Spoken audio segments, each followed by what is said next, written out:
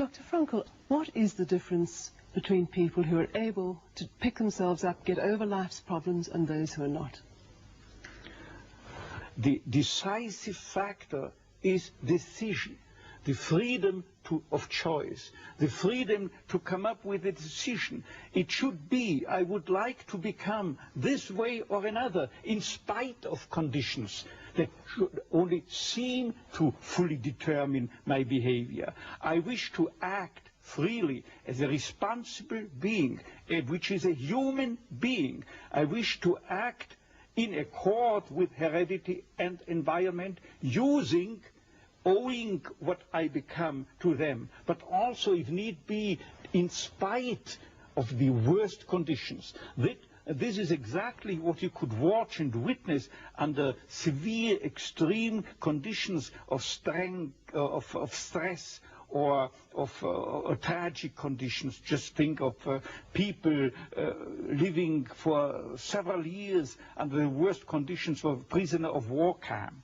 There's a whole body of psychiatric literature about that, or for that matter, in concentration camps. And this is what should be acknowledged. People are free, and if you watch or study the lives of such people in just a detached, down-to-earth, empirical, strictly empirical, scientific way and fashion, in another way than you presented it and you commented it, in another way, then people get the picture, the impression of a human being as something, not someone, something that is fully determined.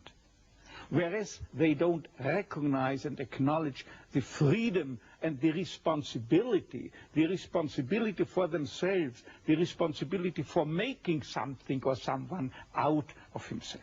So your basic philosophy is that life has meaning under all conditions, but how easy is it when there's a sense of hopelessness, a sense of despair, to recognize this meaning?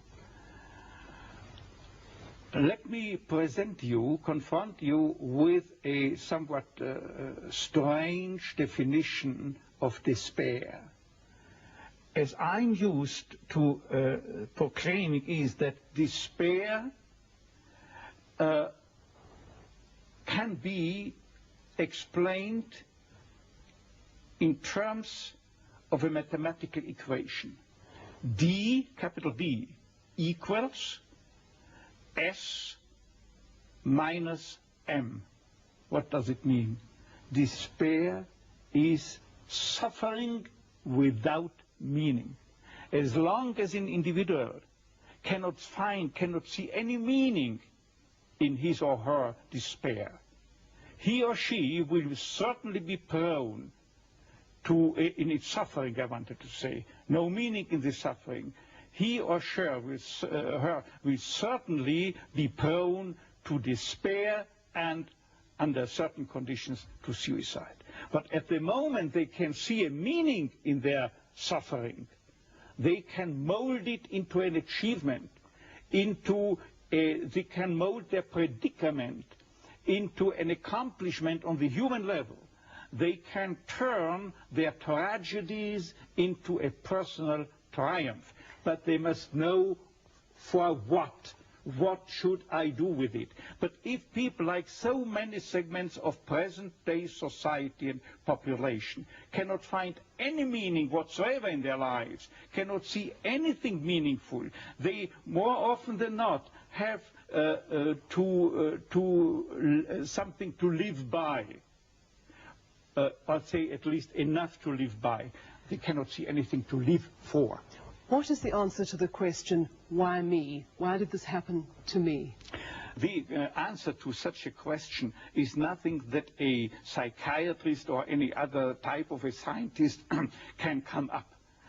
But I would not share the opinion of, say, Jean-Paul Sartre, who said we have to accept and to shoulder courageously, heroically, the absolute meaninglessness of our lives.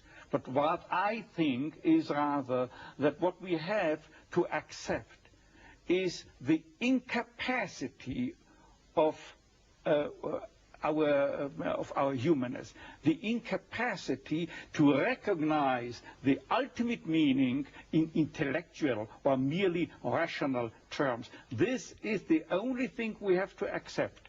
But still, we may believe in an ultimate meaning, but to lead someone, say a patient, to even the way for him to such a belief, to faith, is of course not the business or job to be carried out by a psychiatrist, but rather by a theologian.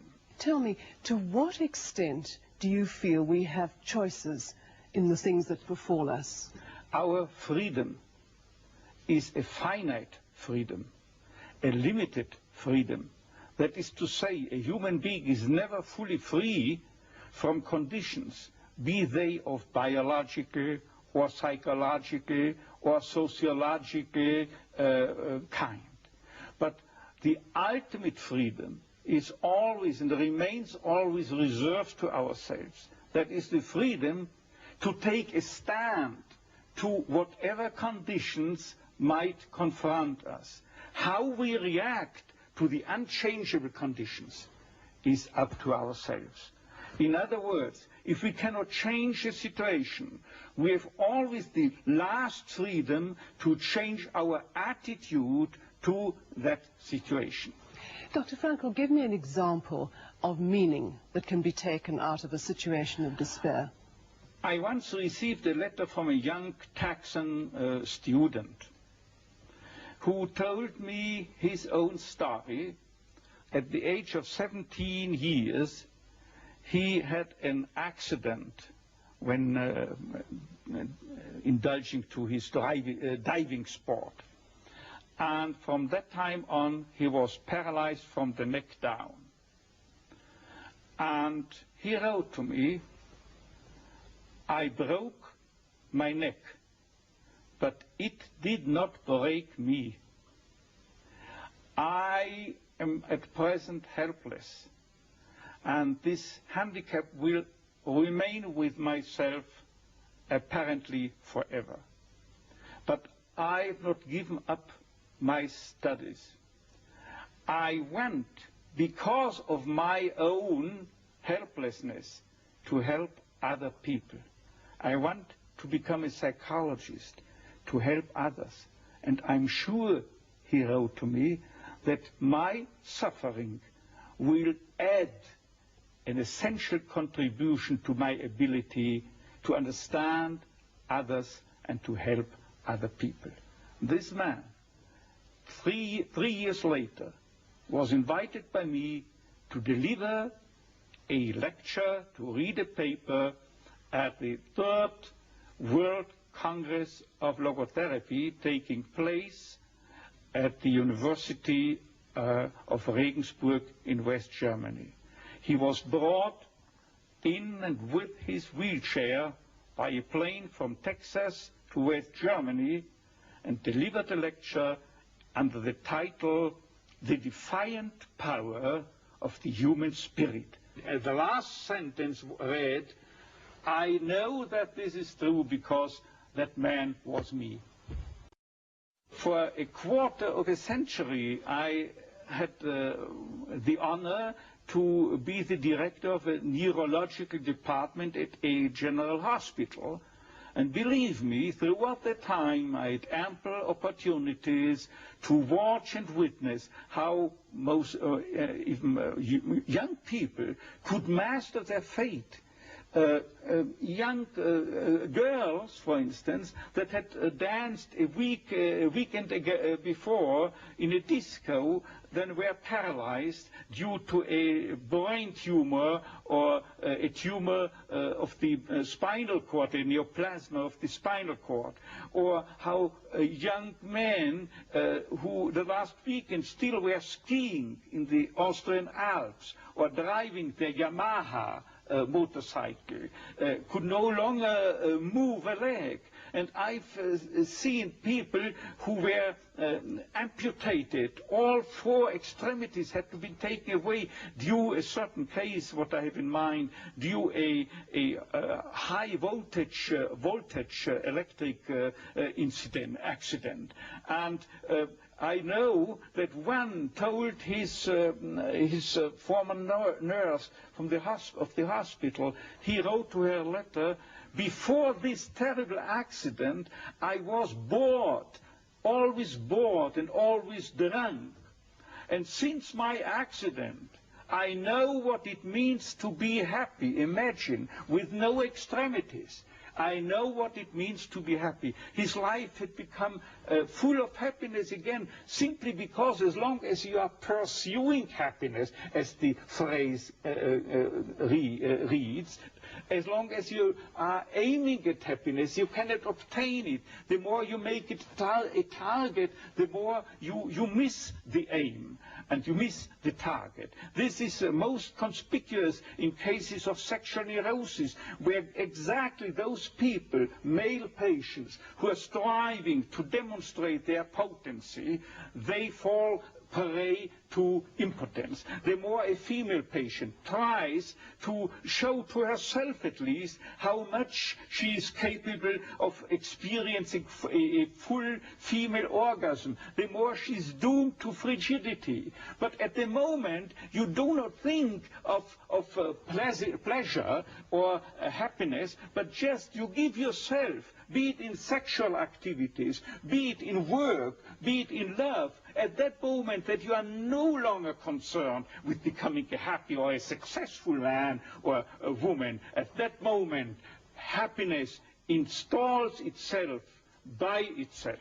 But Dr. Frankl, tell me, how could the people in the death camp at Auschwitz, and you were there yourself, what meaning could they take out of an absolutely hopeless situation? They knew they were going to die. What I can say about the lesson I took home from Auschwitz and Dachau and so forth, let me prefer to speak in a more personally detached way by referring to the absolutely parallel experiences that people had in prisoner war camps.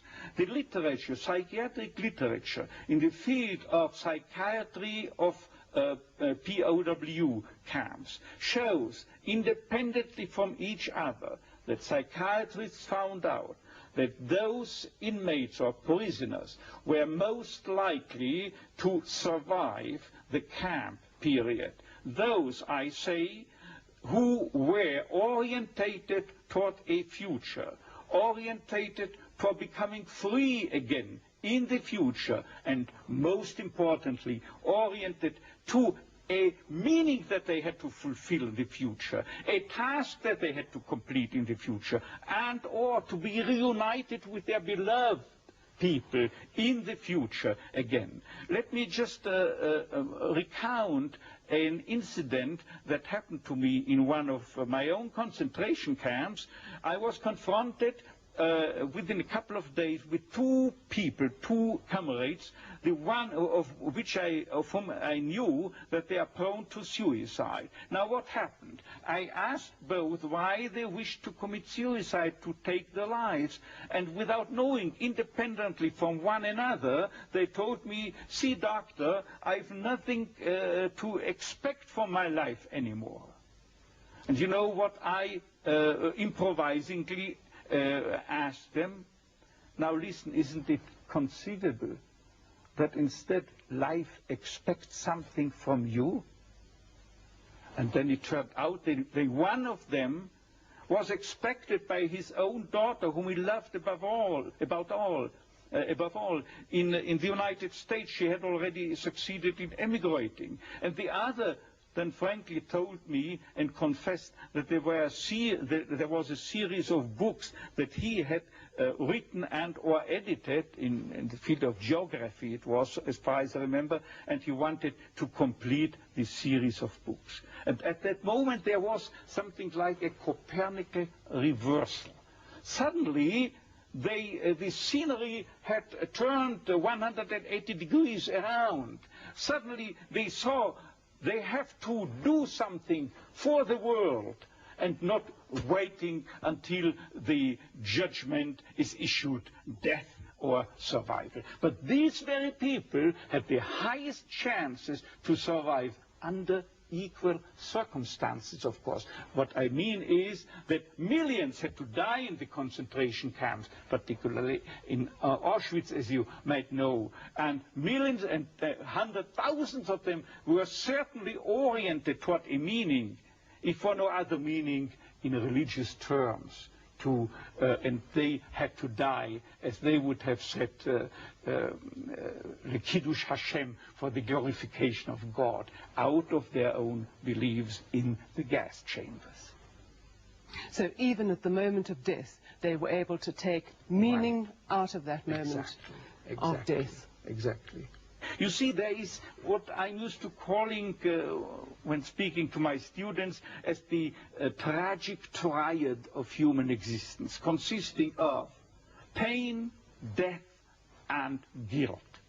Nobody is spared suffering from diseases, pain.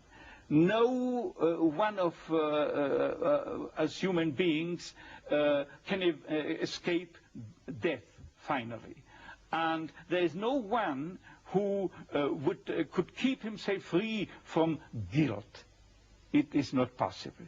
But always, as I put it before, always suffering, tragedy can be turned into a triumph, into a human achievement.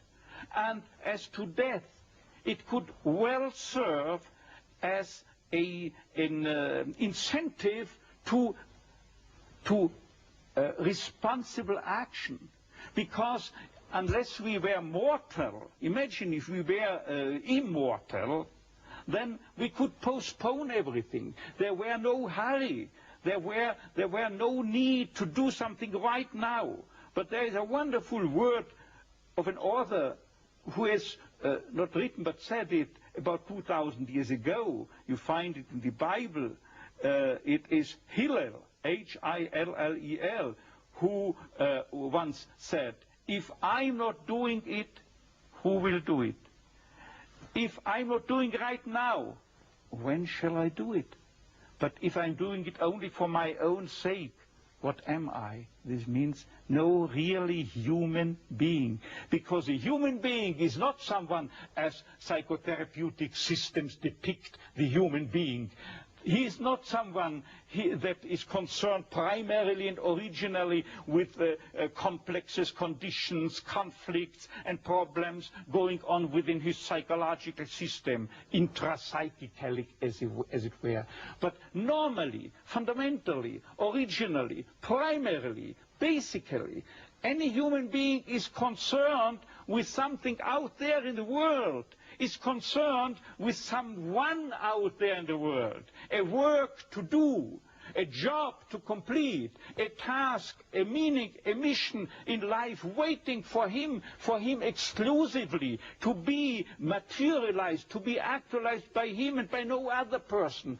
Right now, who else if not he? And finally, this he doesn't do for himself, for his tranquility, for his discharge of tensions, for his inner equilibrium, for getting rid of the stimuli of the superego which is dissatisfied, or obeying the father image. But he's doing it for the sake of a cause to serve, or another person to love, and never for himself only. Thus, this is what man can do. And imagine if he were not mortal, then he could postpone everything. There would not be the 1/3, the 2/3 of Hillel's dictum. There would not be sense in the formulation when, if not now, because he's immortal. To get back to suffering and despair, sometimes it seems that some people seem to have a much heavier load than others. Do these people not feel after a while, can I still continue to take meaning? You wouldn't believe it. It comes to mind that there is a specific statistical, strictly empirical study that was published a couple of years ago by two famous psychologists. And it turned out, by way of not only of statistics, but by test batteries, that people prone to death, who knew that they were dying soon, had a higher sense of meaning than normal populations. And if I tell you the story that the dean of the School of Nursing at the University of Texas, in the Texas Medical Center in Houston, a famous center, she wrote me of a case of a young girl, very young girl, about 17 years of age or so, who was paralyzed totally, also up to her neck, and could only by use of a mouth stick type letters. And Dean Stark, that nurse, told me within 3 lines, I remember this letter, she told me that that girl is reading newspapers day by day, watching television, and as soon as she comes across an individual in a tragic life situation, she types with the mouth stick on the typewriter letters offering them consolation and comfort. And she has some credibility, believe me. And she, the Dean Stark, says she's full of confidence.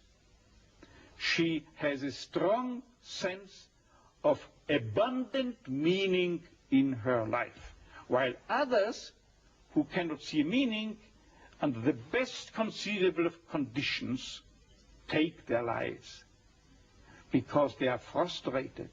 They are caught in an existential vacuum, in a sense of meaninglessness and emptiness. I have described it in a book of mine as soon as in 55. Since that time, it has ever more been increasing worldwide. You find you are facing it not only in Western countries, you are facing it in the so-called third world, you are facing it in communist states, and communist psychiatrists also describe it in their literature. What Frankl tells us about this existential frustration is also observable in the communist countries. So are you saying that in order to find meaning, it is necessary to experience suffering?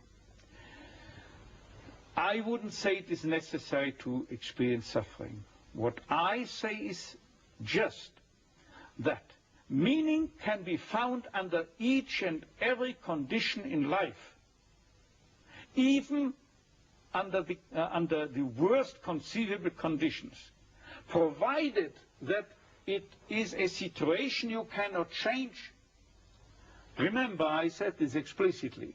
That means provided that the cause of your suffering cannot be removed.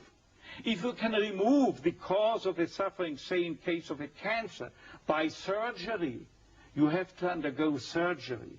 If you are suffering from a severe compulsive obsessive neurosis, you have to seek psychotherapeutic help. There are, within the realm of logotherapy, for instance, certain techniques that can be applied with much success, as has been evidenced not by logotherapists but by behaviorists. And finally, if you are confronted with sociological conditions that have caused your suffering, then you are called upon to change the situation, to remove the cause of your suffering by political action, for instance. But in this respect, I would like to make another additional statement by telling you something that I, a couple of weeks ago, have told my professors and students forming my audience at the Karl Marx University in Moscow. I was invited by the prorector to stay there for a month and to lecture there on my teachings, but I had only time for 2 days. And I told them, don't think that I came to you from the West in order to sell you any political opinions. No, I don't come as a politician, but I speak to you on a meta-political level. This means that I recognize only, on a worldwide scale, only 2 styles of politics, or 2 types of politicians. The one is he, the politician, who thinks that the end justifies the means, any means, while the second type remains fully aware that there are means that would desecrate even the most noble end. And they were applauding that and understanding. And so I don't come into any country with a preconceived political conviction. I'm not entitled to judge it, but I have the responsibility to accept any call wherever in the world to deliver a message, if any should be present, and to act as an MD, as a doctor of medicine, and as such I had to take the Hippocratic oath that compels me to try to offer a cure to each and every individual or also population, if they invite me to do so. Dr. Frankl, I'm going to ask you now, as you know, this country is going through a very difficult time. We have an economic recession, people have become insolvent or without jobs, the political future is far from settled. Do you have a message for us, a message that could give us hope and meaning? You see, the only message I can deliver is a principle that I have adopted. I have adopted, I well remember throughout the days I had to spend in Auschwitz. There is statistical evidence that my chance to survive Auschwitz, real statistical evidence, was 29 to 1. And I had the feeling that it was like that.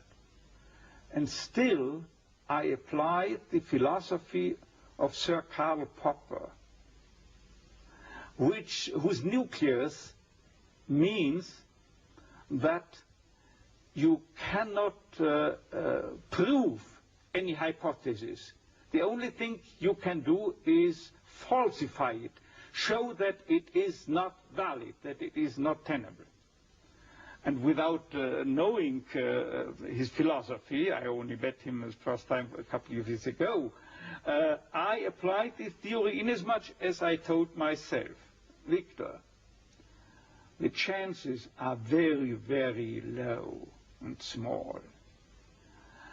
Probably you will be sent to the gas chamber, and still there is nobody who can guarantee me and convince me with 100% certainty that I shall not survive but end in the gas chamber. As long as I have no guarantee that I will have to die within the next days, I continue behaving and acting as if I would spare this fate.